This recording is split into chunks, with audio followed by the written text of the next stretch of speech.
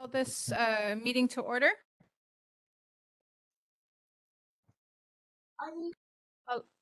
Aloha, everyone. Happy holidays in person and online. Thank you so much for making time, especially during a busy month.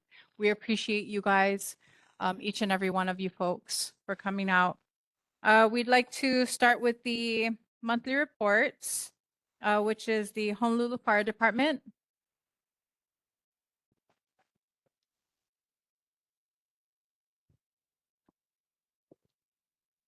Good evening. Happy holidays and hopefully a safe holidays for everybody. My name is Captain Kihaolau from the Pālolo Fire Station, and I've got some information to share with you folks. The statistics for November 2025, as far as fires, there were 2 nuisance fires and 2 activated alarms.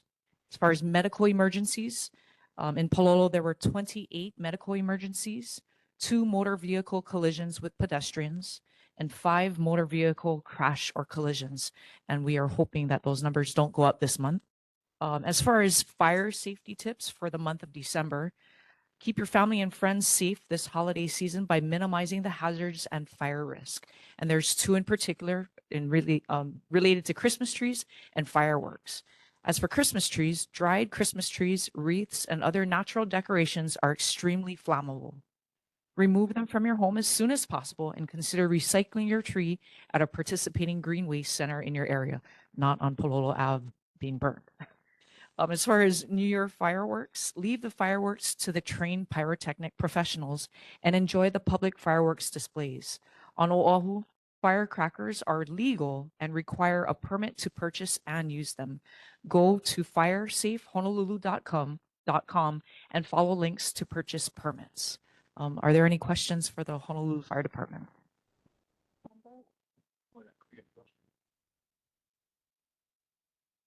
Captain, Thanksgiving, I live across here. I saw a big fire smoke coming out. You know what I mean? I thought it was on Pālolo. We cannot tell from that distance. So I called 911. So then I myself went with my little car, going to see where the stuff is. Then somebody told me that what it was a new school. They had the luau thing. That was on Thanksgiving? Huh? Or that was on Thanksgiving Day or prior to that? No, they must have had a luau. That's what a client told me. I don't know who. I think I called the police department, and they said that they had one Like luau fire. An emu? Huh? They had an emu? Is that what the dispatch told you? The smoke is like a house burn. All the way up.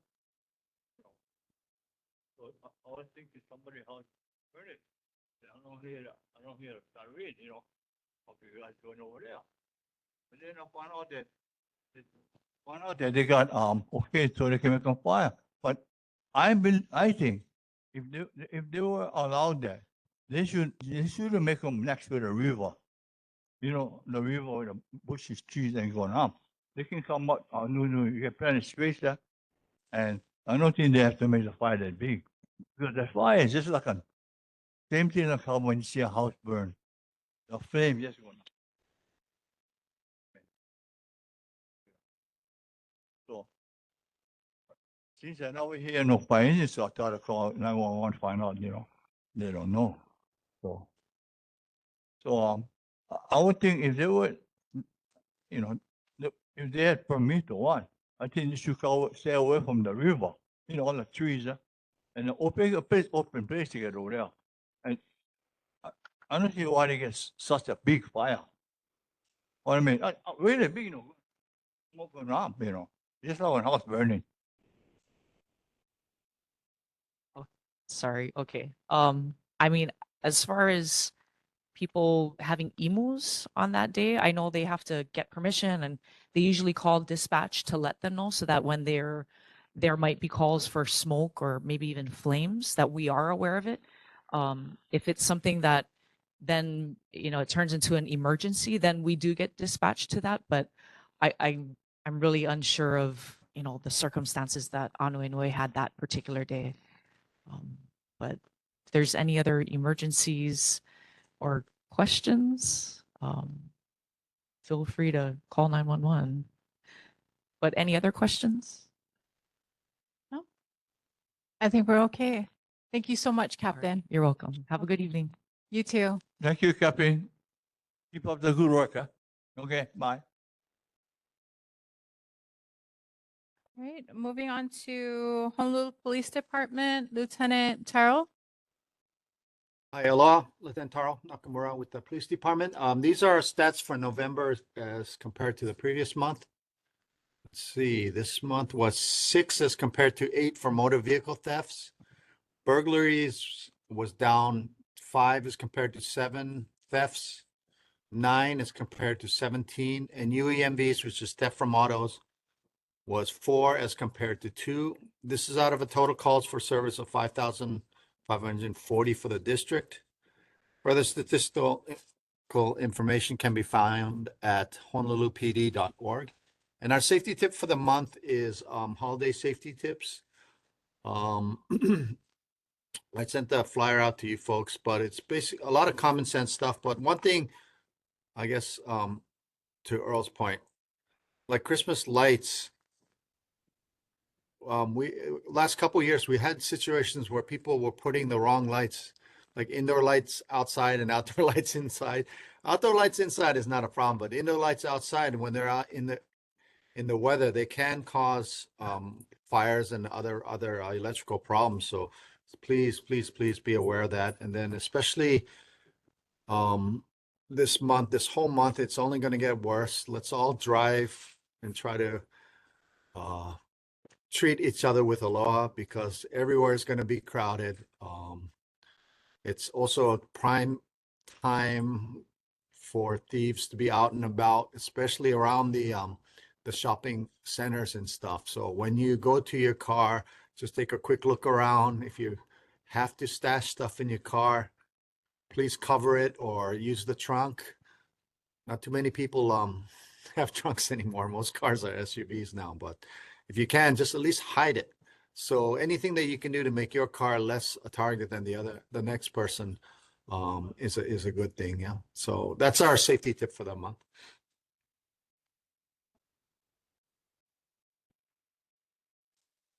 Thank you. Any questions online? Do you have any questions? Lieutenant, Yes, sir. I got a question, I've been talking to the officers already. I'm talking about the speed limit coming up 10th Avenue and Pālolo Avenue. And it's close to Pālolo Chinese home. Mhm. Okay, the curve, the curves. Supposed to be 50 miles. I don't want the people get ticket. But going around the curve, we made a sign 15 miles. Okay. And the other side, but you don't have enough sign 50 miles. Okay. Guys going around the turn, like I said, I wanted to bring an officer with me to see how fast they're going around the corner when they're going. Probably going about 25, 30, 35. Not everybody now, okay? I don't think there's enough sign so the people who lives up there or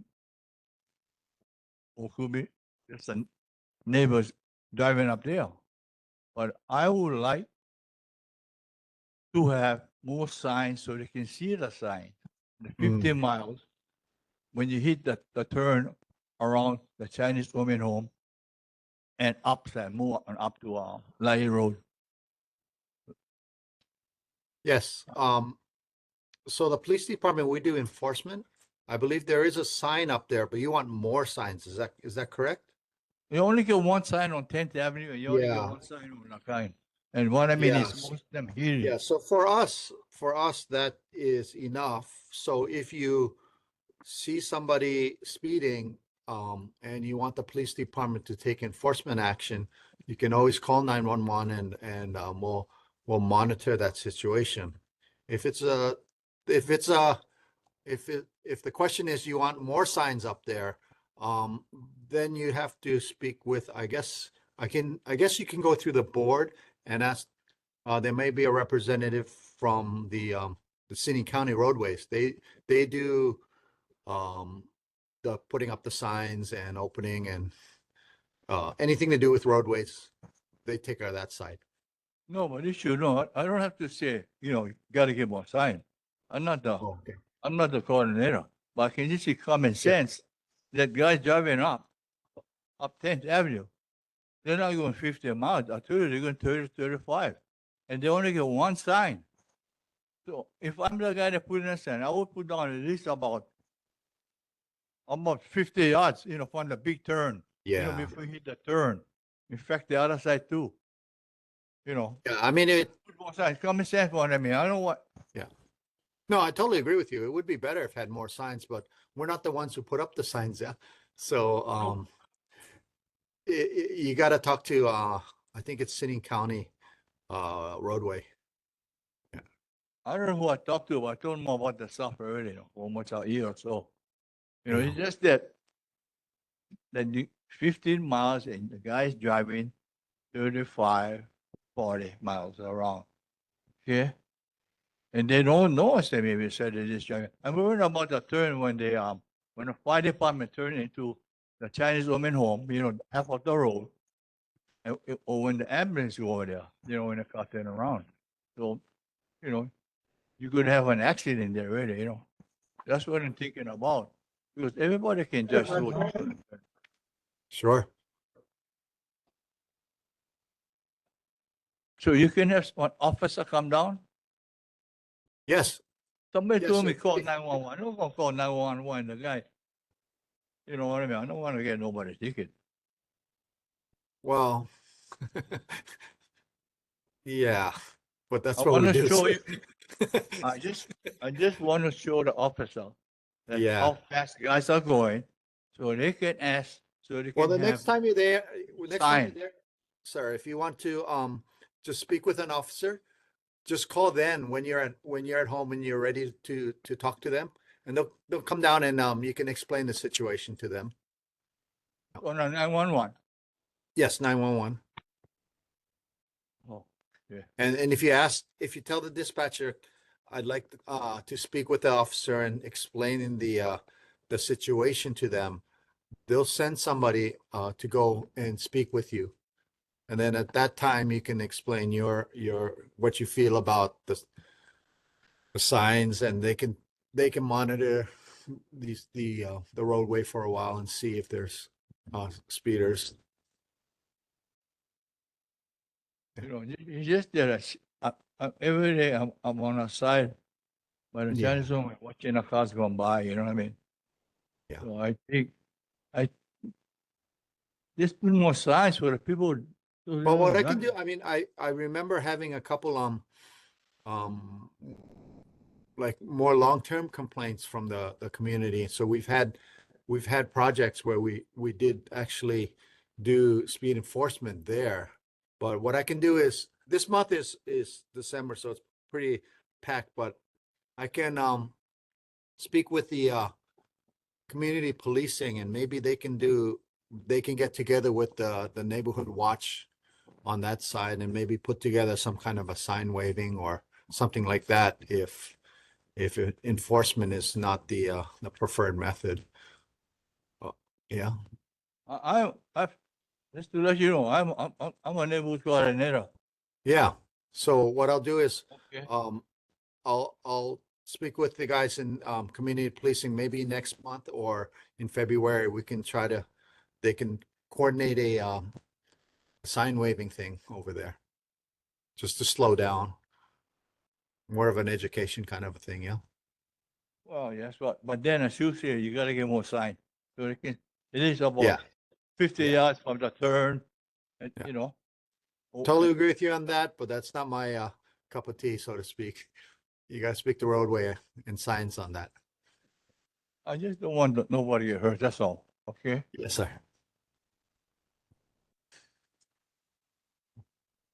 Okay, thank you. Any ah. other questions? No. Thank you so much, Lieutenant Terrell, and I think that's a great idea. That would be fun to go ahead and a great idea to do the sign waving. So Okay. thank you, Yeah, Board I'll, Member I'll Earl. let them know. Okay, awesome. Thank Aloha. you. Have a good night. Holidays. Thank you, Lieutenant. Thank you.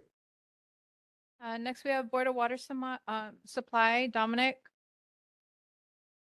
Good Yes. evening. Yep, can you hear me? Hi. Yes, we can hear you.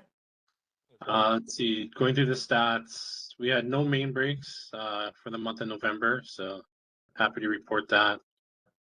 We are still pending completion of the Wemall Homestead Road 8-inch waterline project. It's just waiting final chlorination and connection. So the work is done.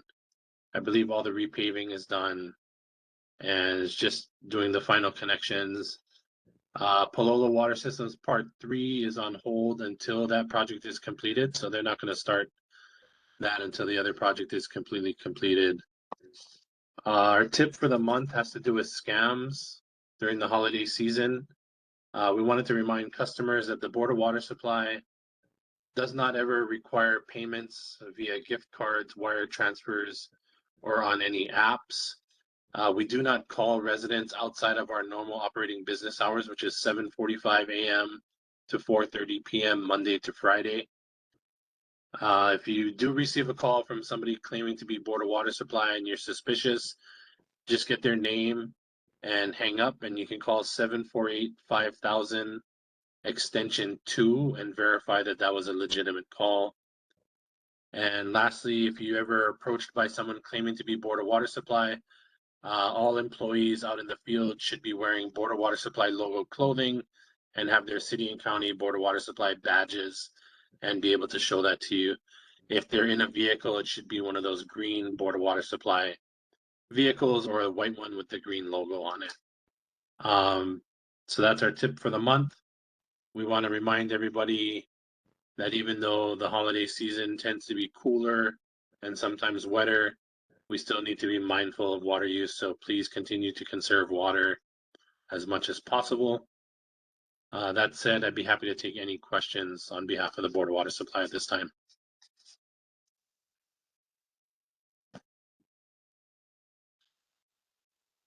Dominic, Yes. Earl, first thing is kind. When you allow, tell him thank you. The whole board all happy. In fact, the whole island happy that he did a lot of stuff on the Red Hill. Okay, Will do. so let him know that the people appreciate the work he did. When you allow, okay. Yep. Another question again is Dominic. Is this you guys gonna put fire hydrant? Okay. Up on 10th Avenue, Makanu place. When you guys gonna work on that?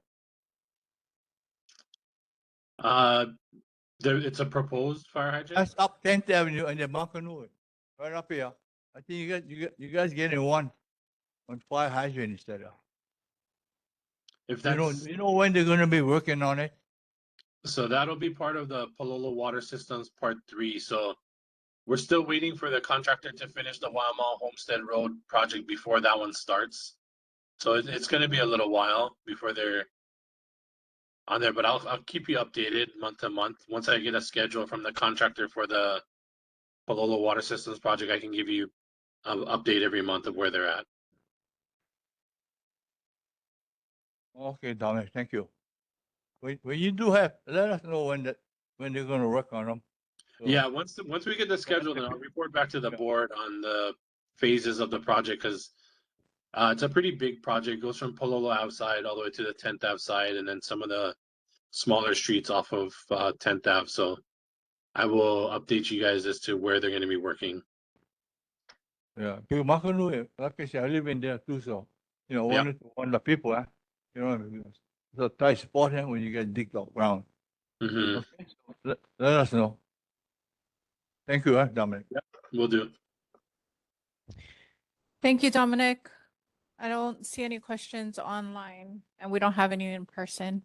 All right. Happy holidays. Happy holidays. Happy holiday. Okay, next we have board business. And that would be the approval of meeting notes. Anyone want to start the move on that? Any? Thank you. Second. Thank you so much. Okay. And then next we have filling of vacancies. And that would be 1 at large, 1 sub-district 1, 2 sub-district 2. Anyone interested online at the moment or in person? Nope. If you are, then please go ahead and make your way to the front, or you can message Camelia in the chat, and then we'll go from there. Next, we would have resident and community concerns. Please come to the mic and then state your name. Thank you. Hi there, my name is Liz Tatola. I have a few documents to pass out real quick.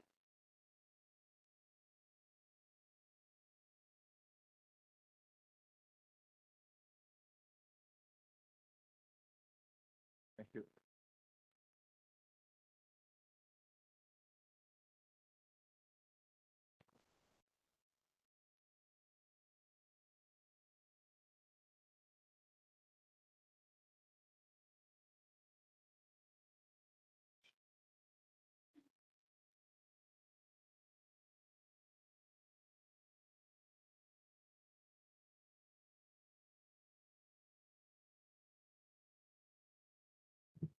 Okay, so I'm here today to talk about the large number of cell towers. Oh, Liz Tatola, yes.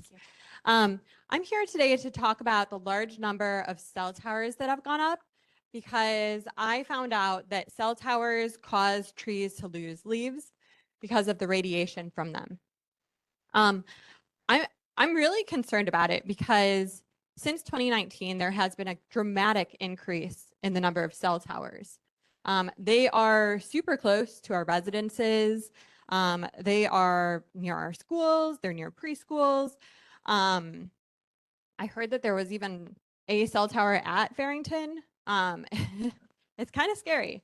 The cell towers have gone up literally everywhere. And since 2019, they've also started to use new frequencies. So before 2019, the cell towers were on the 4G LTE network, and that network had different kinds of frequencies than what's being used today. And the new frequencies use these things called millimeter waves. And the millimeter waves are very powerful. So they're actually so powerful that they're used as a form of crowd control at a certain bandwidth where basically like it heats up the outside layer of your skin and it creates this heating sensation that causes crowds to disperse. And so that's how powerful millimeter waves are.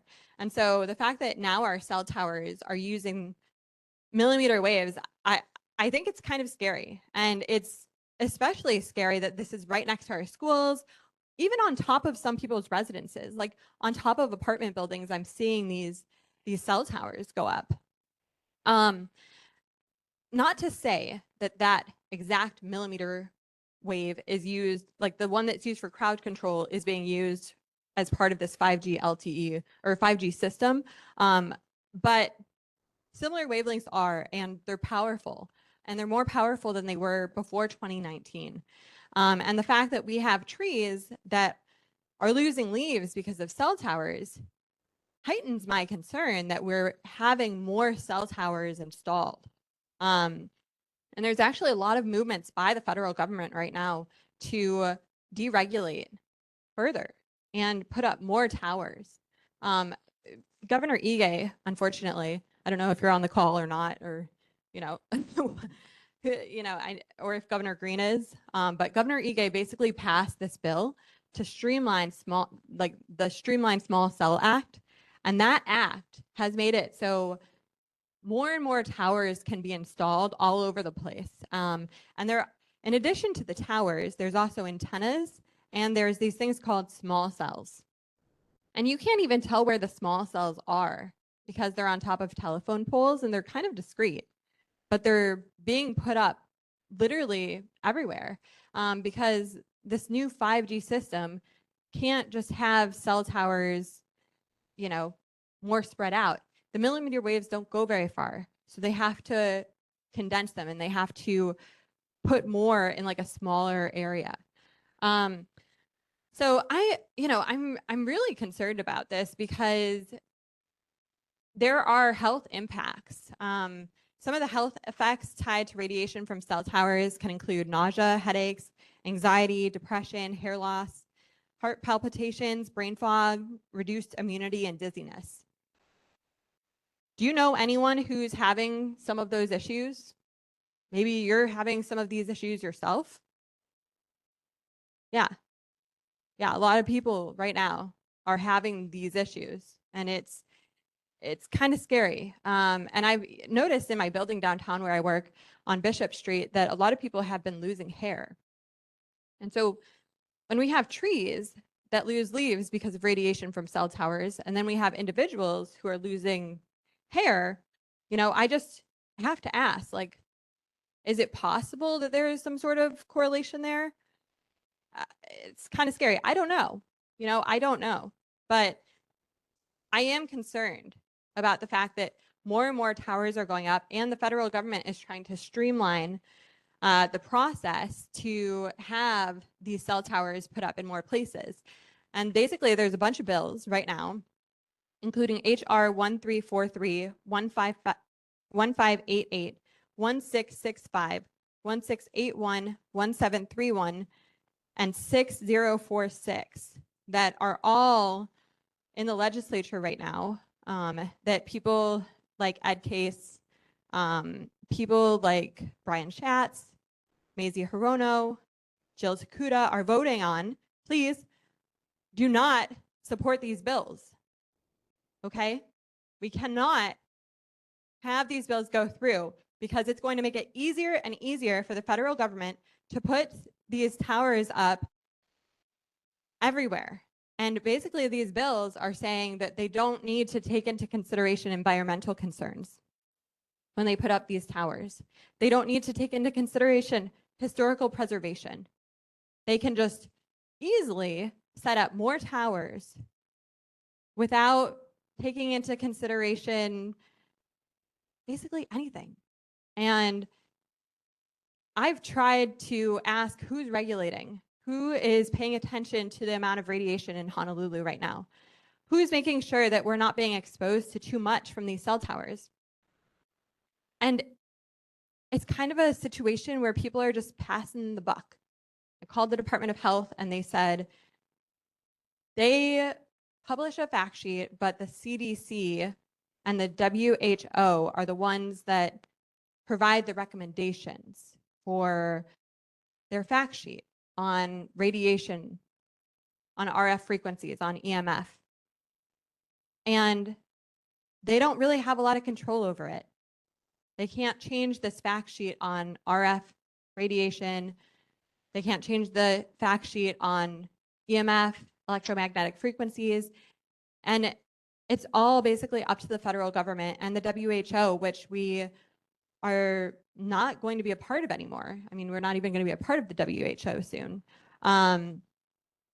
So I just have to question, like, why are we getting guidance from the WHO on the amount of radiation we should be exposed to when we're not even a part of that organization? And what vested interest do they have in the lives of our children and our people who are living underneath these cell towers? I don't know. I don't know why they're the ones who are making the call on this, because this is really, it's really our problem, and we're the ones who live with it every day. And it's not acceptable. And so I'm coming here today to just I would like to see some kind of resolution passed to have our elected representatives in the US Congress vote against these bills. vote against these bills that are coming up. HR 1343, 1588, 1665, 1681, 1731, 6046. We cannot have them pass these bills because if they do, then historical preservation and the environment will not be taken into consideration when they put up more towers. Do we need more? Do we need more? Has anyone's Wi-Fi gotten slower since 2019? Mine has. My Wi-Fi has not gotten faster, so I don't understand the consumer necessity for these additional cell towers. But what I will say is we do not have a necessity for the radiation from these towers and the fact that they cause trees to lose leaves, which you can Google. Do cell towers cause trees to lose leaves? You will see that yes, they do. We do not need more cell towers. So that is what I would like to ask the board today. If there's a potential, resolution that we can pass. I've talked to the Kaimuki Neighborhood Board, and they are also considering a resolution on this topic because we are the ones who live next to these cell towers. We are the ones who work next to these cell towers. Our children play next to these cell towers, and these cell towers are emitting radiation that is harmful. And we need to do something together to stop it. And secondarily, and I'll keep this point brief because in the interest of everyone's time, but we also need to be asking, with all of these additional solar panels that have been installed and the electric cars, can the electrical grid handle it? Is our electrical grid up to date right now? Or is it possible that some of this is overburdening the system and there's the potential for dirty electricity? I was actually invited to this board by someone who lives across the street from this elementary school, and they said at night they hear a buzzing sound, which might be coming from the transformer. And I've also had electrical issues at my house. And I know that we just have to ask some questions when we're installing solar panels on roofs and we're increasing the burden with electric cars. How is HECO managing it? How is HECO managing it? And what is being done to monitor the amount of radiation that we're being exposed to? And I ask this because we are in the middle of a health crisis right now. So I ask this with urgency, and I hope that this can be looked at immediately. Who is monitoring radiation in Honolulu right now? Please address that. I'm not sure who's on this call, but whoever is listening, I really think we need to make sure that HECO is not exposing us to too much radiation or dirty electricity of any kind because of antiquated systems. So I thank you all so much. Mahalo, Liz, for that. I'll go ahead. What's your name? Okay, go Sean. Oh yeah, I just had a question. Thanks for the presentation. If you know who approves the placement of the towers first, and then secondly, if there's any kind of map or location of the towers that you've identified. Yeah, so in terms of who approves it, my understanding is that city and county may be involved in some way because they are the ones who decide where it can be set up. Sometimes it's at fire stations, and at least that's my understanding in California. Some of them are at fire stations. Some of them are in like these public buildings because they're like government owned, right? So they can be just like put up there. So I think it might be city and county. Maybe the mayor has something to do with this. Yeah. And then the map, and then generally we do have a city council member on or in present. So I may we certainly have the ability to do a resolution, but the city council may have some questions or some answers too. So thanks for the present. Yeah. And then I think when it comes to private residences and other locations, it's it really depends on who owns the property, but basically like the companies that want to put up the towers can approach different individuals or organizations like churches and say, hey, we're interested in installing a cell tower on your building. Can we do that? And we'll pay you maybe something around $40,000 a year. I'm ballparking it, but I've heard around 40,000 is what at least one church accepted. They'll say, we'll pay you $40,000 a year if we can install it on your church. And then the church will say yes or no. And so it depends on who owns the property, but I think there's another company called Crown and Castle that owns some properties that where they would erect towers, and then it would be like leased by AT&T or Verizon or whichever firm wanted to put up the tower. But I think here as well is HECO.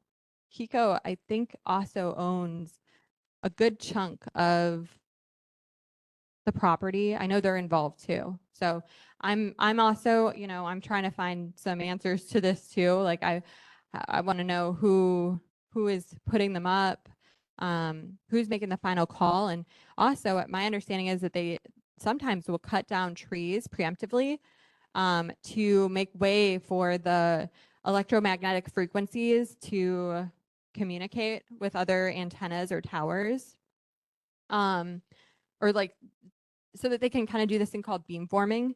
And they have to cut down the trees because the trees block their frequencies and, you know, make the trees lose leaves in the process. But so what they do is beforehand, they'll actually chop down parts of the tree. And my understanding is that city and council is involved with that. Thank you. Yeah. Thank- Thank you. Yes. I think there was a second question. Oh, because I do have an answer for that one. Go ahead.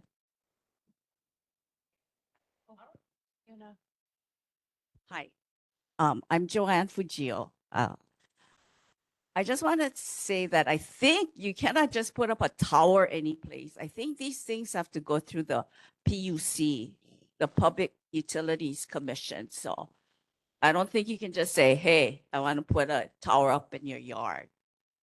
I think these things are regulated somehow. So maybe that's a venue that you could, explore. Thank you so much. And I actually did get referred to the Public Utilities Commission. The Department of Health told me to go down there. And earlier I said city and council, and I actually meant city and county. So I do apologize. I misspoke. But yes, I did go down to the Public Utilities Commission, and they said they're not involved. So that was Philip. He said that. Yeah, more answers to get for sure. Yes. Hey, by the way, to come on all the summer, what is a cell tower? Who benefited with that?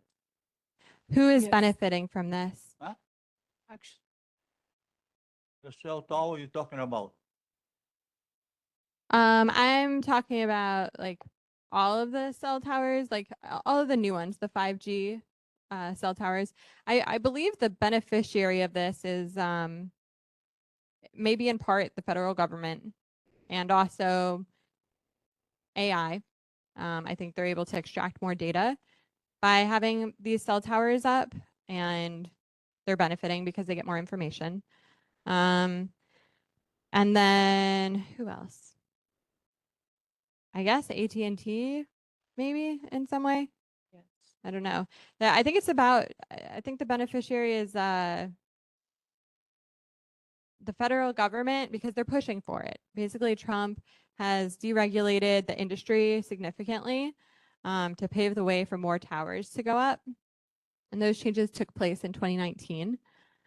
So yeah, it's I guess like there's a couple different people, like definitely AI, also potentially the federal government, and maybe like the investors who want to see these go up.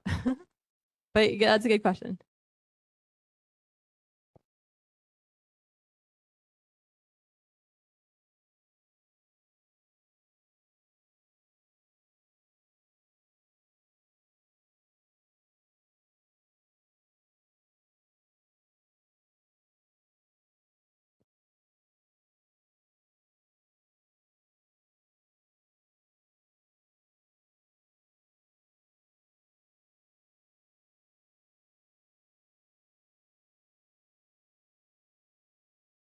And you can find, just to answer your question from earlier, you can go to antennasearch.com and that will show you how many cell towers, how many antennas are in a certain area. On that map, it doesn't include the small cells, which are these smaller pieces of equipment that go up on telephone poles. But you can see in general how many towers there are, because I did it for my house, and it was pretty crazy how many there were. 98 cell towers and 871 antennas within a 3-mile radius of my house. Thank you so much, Liz, for the information and presentation Yeah. and your concern, obviously. What we're going to do is, you said that Kaimiki board is in process of doing a resolution. How Yeah. long was that? So this is just recent. I was just at the last meeting there, and basically like afterwards discussed with them, options, and they said that they were interested in doing a resolution. One of the folks on their board was very aware of this and had been educated on it for dozens of years, or not dozens, but I think over 15 years. So she had been looking into this for a while. So yeah. Going to, as the board members, we're going to review it together. Because it's not on the agenda, I'd like to get answers actually to the information that you had presented, as well as the questions that our board members had asked. Amelia, do you know what department or who can help us get those questions answered? Or the department, so we follow up later.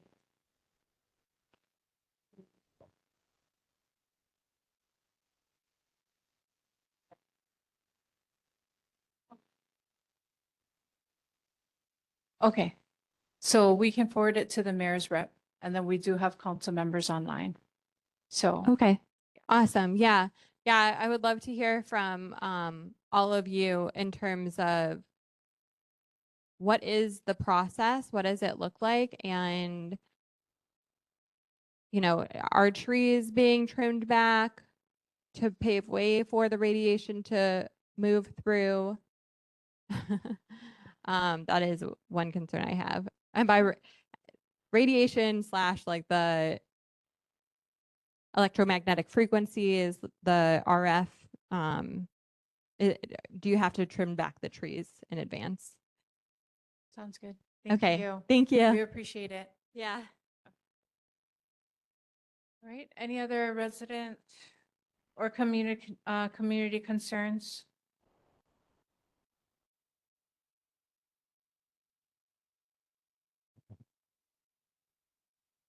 I hope you don't mind. I'm going to read this because I think, then I'll be more succinct.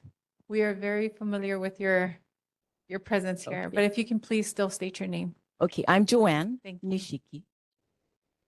Okay, so Kylie from Councilman Scott Nishimoto's office gives us periodic updates regarding the albizia and overgrowth in the forest reserve in the back of Narcissus Street.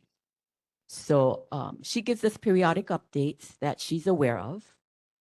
The last update that we received was in October 31st. But despite having multiple riser MDO numbers, there appears to be little to no action relating to the albizia and other overgrowth on the reserve land behind Narcissus Street, or the clearing of the cement canal, plant overgrowth and debris. Nor do we know with any kind of certainty what city agency is responsible still. Any status update is what I'm asking for, or preferably what sort of action is forthcoming.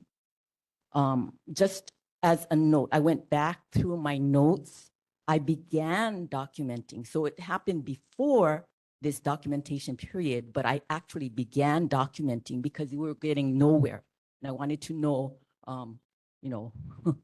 what the written history actually was, because memory is kind of not, at my age, it's not real dependable. So I began documenting this back and forth, this rigmarole. in 2019. And this is 2025. And we're still going through the same thing as to what agency or department is responsible. Who do we go to?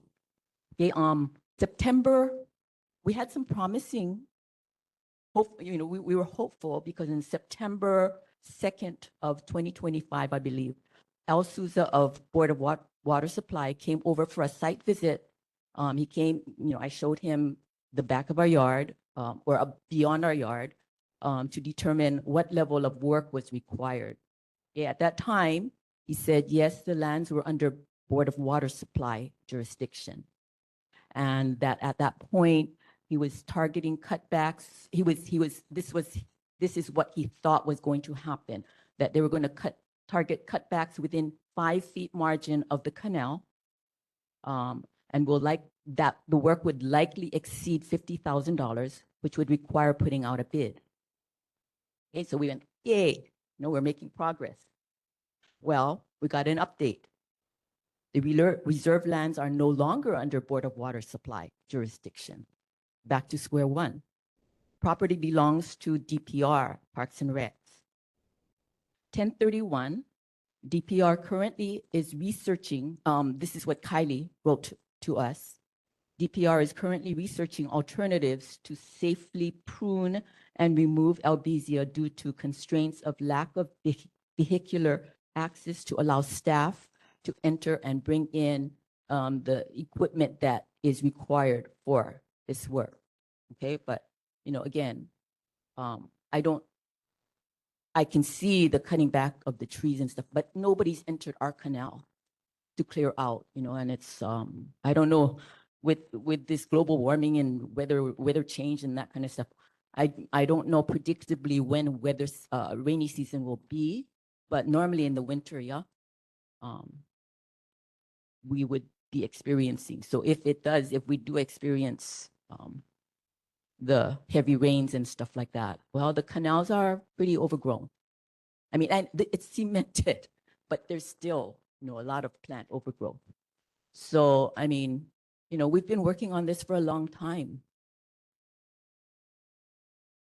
And no answers, our hopes get raised and then it gets like, okay, back to square one again.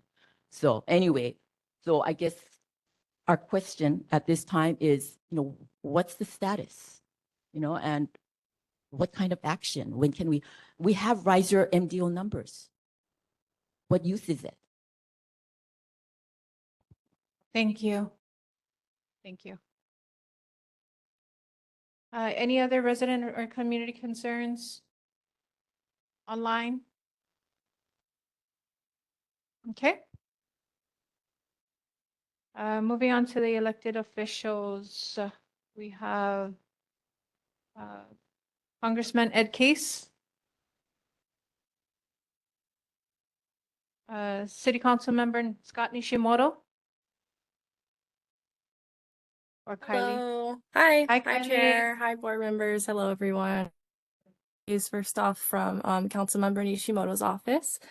I do have one quick update for you folks. I know last month there was a question about the specifics on the court lighting project. So DPR got back to us and they let us know that according to DDC meeting notes, the draft consultant contract was scheduled to be submitted to BFS, I think that's Budget and Fiscal Services, on October 9th, 2025. But at this time, design plans have not yet been submitted to DDC. So it seems like design plans are not yet available, but I know, Chair, you had mentioned possibly getting in touch with someone from DPR to talk about possible plans. So if that's still something that you want to do, we're happy to facilitate that.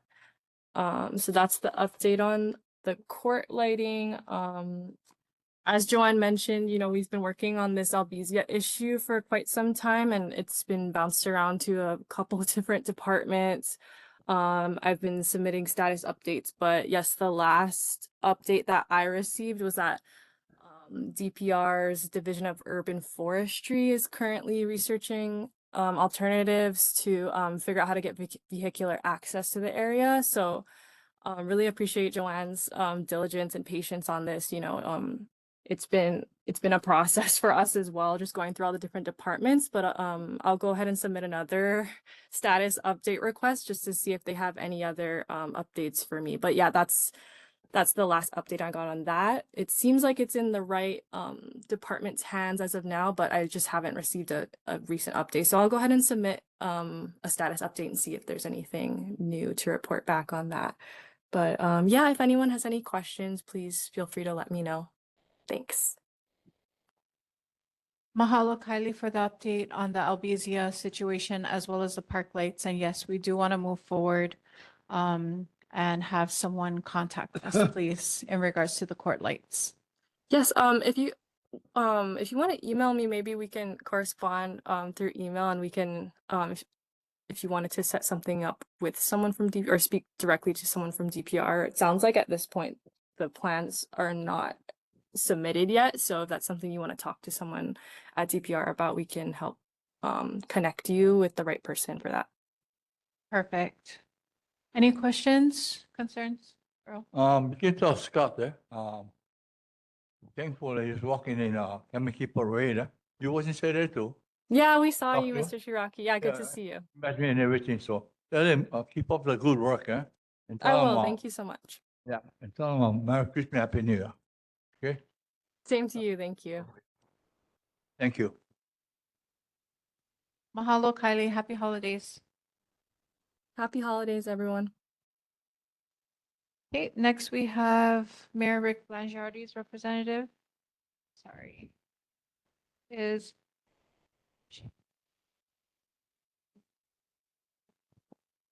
we're going to pass over and go to Governor Josh Green's representative.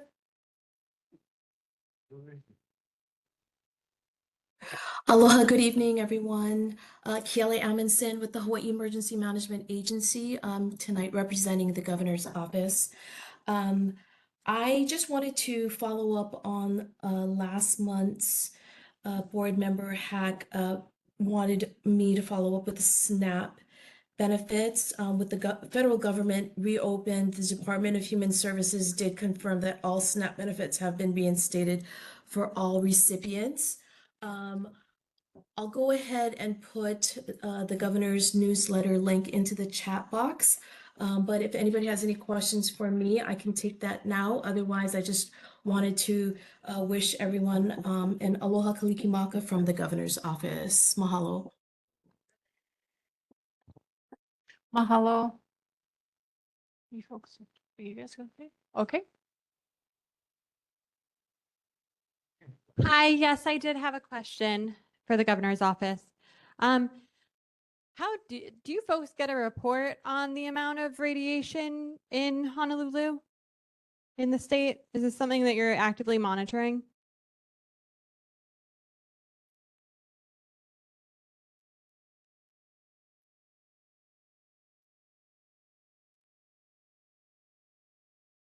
Hello. Oh, Aloha, sorry, Kiele. I did have a question. I'm sorry, was a Aloha, question for Kiele. me? Yes. Yes. Go ahead. Yes. So my question is, how is the governor actively monitoring the amount of radiation coming out of cell towers and radiation coming off of the electrical grid? Is there a report that you guys are frequently looking at? Is there a department you frequently meet with that discusses this? I know health is a top priority for Josh Green. Right. I don't have the answer to that question. However, I can definitely look into that and have that for February's meeting. Okay, sounds good. My second question is, would Josh Green's office, let's say we're being exposed to a ton of radiation from the cell towers and the new frequencies, would Josh Green's office be willing to declare an emergency proclamation to revert back to the 4G LTE frequencies if people are having health issues related to these cell towers and if trees are losing leaves because of the cell towers. Again, I wouldn't be able to answer on his behalf, but I definitely can find out, and I will have that ready for our next meeting. Or if you can provide me your contact information, I can contact you directly Okay, in the chat sounds box, good. or somebody can provide that for me. That would be great. Okay, sounds good. Thank you. Thank you. Mahalo, Kiele. I believe that's if no one else has okay.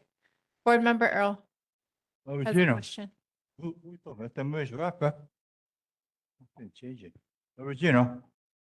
Hello? Hi, good evening. Hello? Hello? Regina, we don't see you.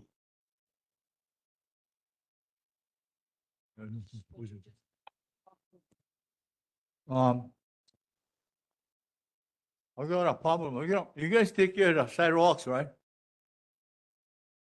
Because I've been The s- complaining about the sidewalk for so long already. The sidewalk? Yeah. Okay, this sidewalk is on 10th Avenue from a new school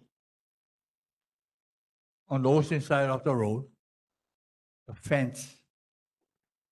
You guys have to continue the fence all the way and continue to the river. Right now, it's so dangerous, going up there, people walking up the trip, they can fall down and go down the ravine. Why did they stop the fence about 40 feet away?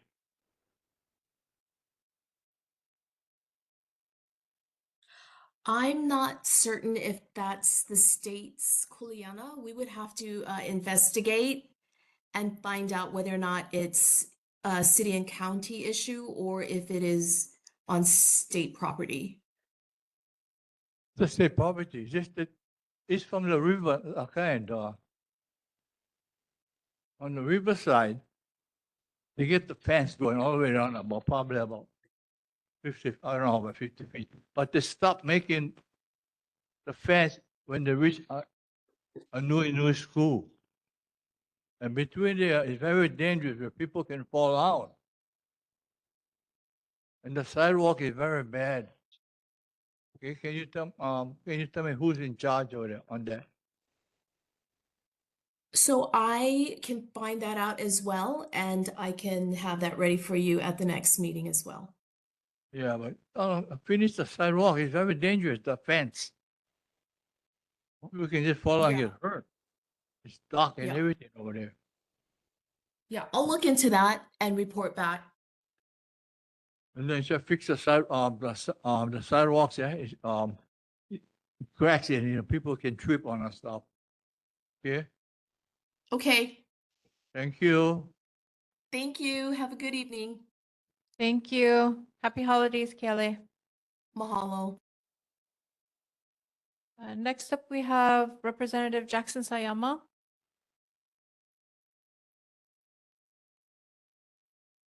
Okay. And then Senator Leslie Hara.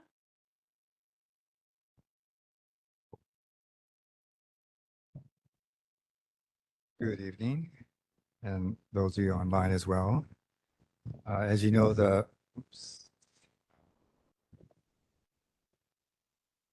Senate and the legislature is in recess.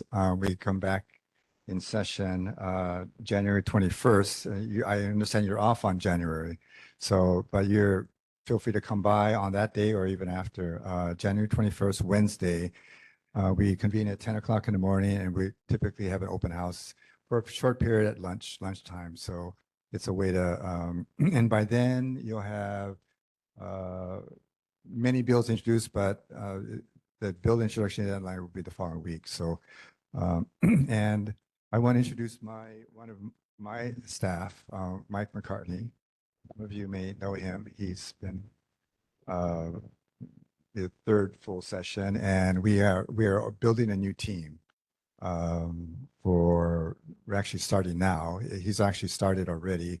I have people who are on staff, but they are transitioning out. So we are accepting applications for the session. I'd be happy. Oh, I want to mention a few things. On sidewalks, that's a city function. Sidewalk. Yeah, sidewalks are city function. Sidewalk, this is on 10th Avenue, on the Yeah, mountain it side, doesn't matter where. on the ocean side. Yeah, it doesn't matter where. Only if it's state land, then the state would. But if it's any other property, the city, it's a municipal function. The state does, may build the canal, but city is responsible for maintaining everything. So just to clarify. Who's taking care of sidewalk in the city? Yeah, the city. So, but you're talking to the state person. No, that was the mayor's rep, huh? No, that was the governor's rep. Huh? That was the Oh, governor's can I rep. ask you a say? Okay, Yeah. you gotta be, gotta be in the city county. Yeah, so maybe your question's right on. Yeah. Just put it to the city. That's one. And then if you're on the radiation, if you have, I was involved for a long time ago on a number of cases on radiation, and they're generally federal. But I try to, it affects our constituents. And so, but I'm wondering if there's any recent studies on the 5G. Did you send it to me? I mean, are there any of the states that are doing that? Yeah, okay. Oh, we talk offline, because I'm not on the committee, and so we'll connect, and if you're working with other senators, we can connect with them. Because it's always, you can push and pull all you want, but sometimes if you want to go with the current in a way to get things done, and if the basic objective is to protect our residents from harm. Actually, there's also a question about our ears, right? You put it right on your ears. So anyway, so the technology and the medical part of it is a new area. So I'd be interested in reconnecting. But just to let you know, the history of it's a lot of concern, but it's where we can track the cancer rates with, where it's at a higher level. We've done that with heptachlor in sugar lands, and there have been a bunch of, in many places elsewhere around the world, where you have a higher incidence of cancer in those areas. And I guess a lot of the governments are trying to figure out what do you do with that. Anyway, I'm here mostly to listen because on Oahu, neighborhood boards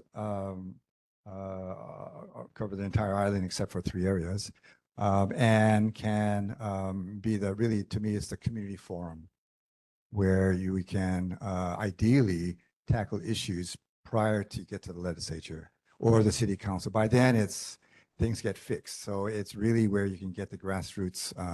And I'm I have a long history of working with a network of neighborhood boards. And there's ways to convene, there are ways to have nonprofit training as well as city. The city, sometimes it's a little conflict of interest because if neighborhood boards criticize their own supervisors, it becomes a little tricky. So sometimes it helps to be independent enough to be free to speak the truth, but relationship enough that they'll listen and they won't, you can accomplish things. So I'd be happy to answer any questions, and I have staff here year round. So. Senator, can you please each chance talk to the government side? That's a question I need. Is for the city. Can you just explain it to me? Well, I can tell her.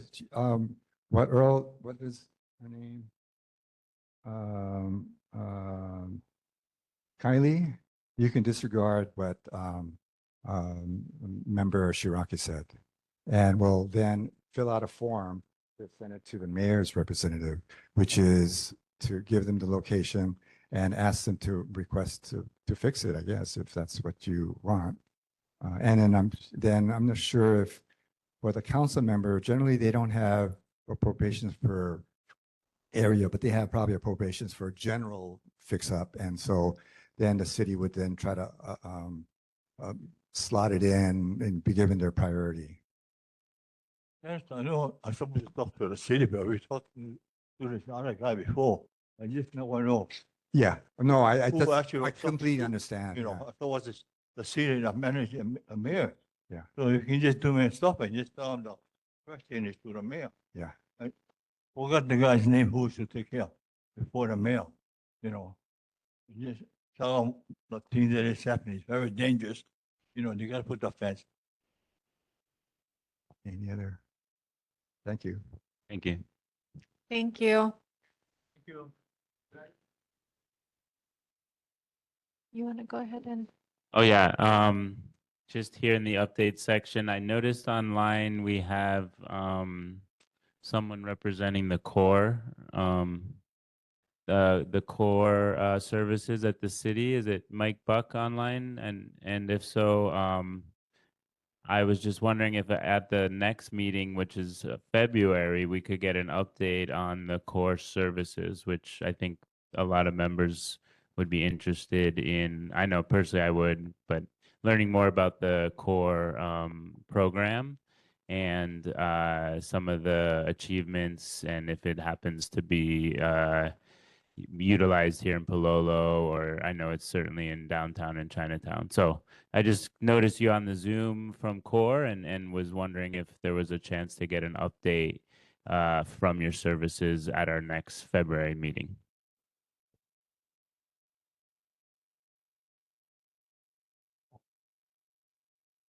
Is there anybody there online representing Core?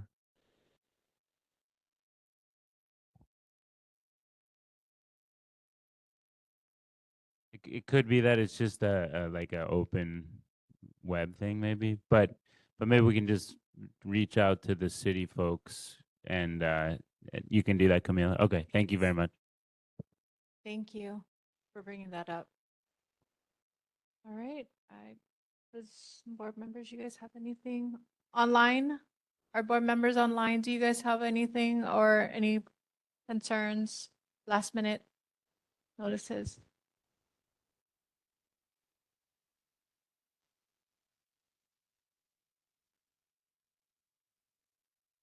Okay. Okay, perfect. So next meeting would be in February. We are recessing for January. It would be February 11th, Wednesday, same time, same place. Wishing everyone happy holidays.